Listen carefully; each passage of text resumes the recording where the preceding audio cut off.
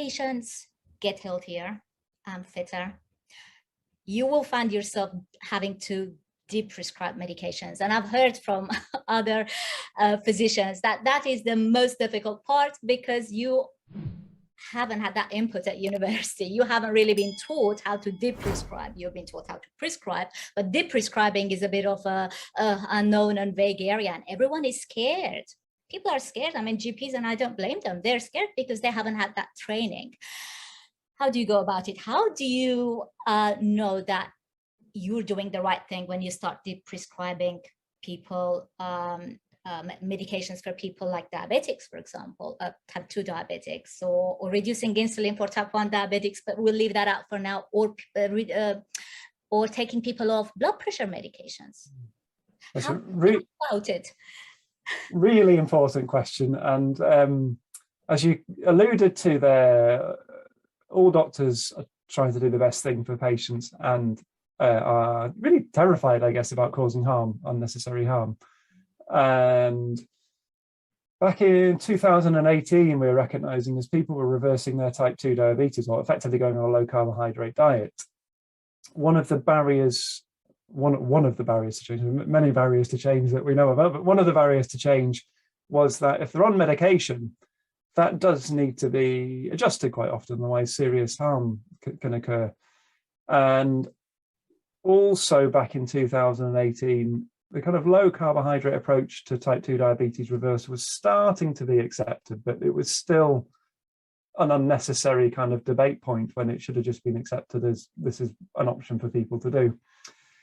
So to overcome those two issues, so to kind of move past the debate of whether or not patients should be doing this, they are, therefore let's stop debating that fact.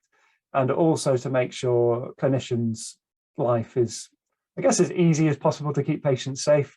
We realised we really did need some simple guidelines on what to do with diabetes medication when somebody with type 2 diabetes moves to a low carbohydrate diet. So I, along with Dr. David Unwin, Dr. David Cavan, endocrinologist, Dr. Mark Cucuzella in the States, and Mahendra Patel, who's a fantastic pharmacologist, we wrote a paper which everybody can access in the British Journal of General Practice called Adapting Diabetes Medication for the Low Carbohydrate Approach to Type 2 Diabetes, or something along those lines, a practical guide. And me being a GP, I know what it's like in general practice, and certainly if this isn't your area of special interest, you don't need some complex, difficult algorithm to follow that you can't remember. Your brain is always going to be thinking about what can go wrong, and that's the bit we need to be focusing on. Where can harm occur and what can we do about that? So this paper really listed all the different drug groups used for type 2 diabetes and highlighted which drugs could there be a serious risk if they're not adapted when you start a low carbohydrate diet. And then we looked at the drugs where actually there's no short-term serious risk with these drugs, to just kind of take the pressure off in that consultation. And it's really simple, actually, really, really simple. So there's basically insulin and sulfonylureas and some more rarely used drugs called meglitinides, which will basically lower your blood glucose even if it's already low. So they're the ones where serious harm of hypos can occur. Mm-hmm. And as a general rule of thumb, again, this is shouldn't be taken as personalized advice, but as a general rule of thumb, you kind of knock a third to a half off those drug doses if somebody goes on a proper low carb diet.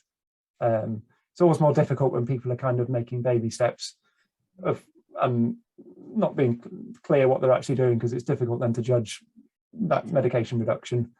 And then there's these drugs called flozins, SGLT2 inhibitors, which make you pee glucose. We wrote our paper back in 2018 before some of the other supporting evidence for these drugs came through.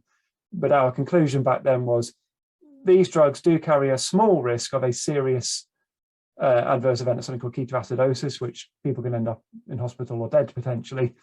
And it's thought that this is maybe higher risk when you do a low carbohydrate diet. So we concluded, well, if you're going to stop pouring the sugar in the top end, then it's probably safer just to stop the drug and remove that risk. And you don't need to pee as much glucose out the bottom. And Times have changed a bit with how you might go about doing that drug, but as a general rule, I think that's a safe option.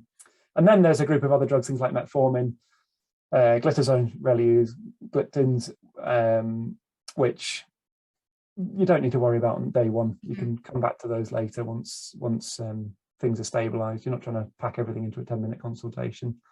And then finally, there's a drug which is almost never used now called acarbose.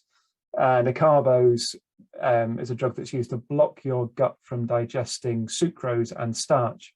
Which is really interesting, isn't it? That people were told to eat a high carbohydrate diet and given the drug to block the gut digesting it, which one of the known side effects was bowel upset. But I always find that drug one of those interesting conundrums, that it really was being promoted at the time that high carbohydrate diets were the main kind of push.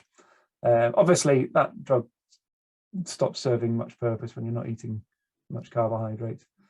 So that's it really. It's really, really simple. Blood pressure, what we do is we just tell people to monitor their blood pressure, warn people that for many you can get quite a sudden significant improvement in blood pressure.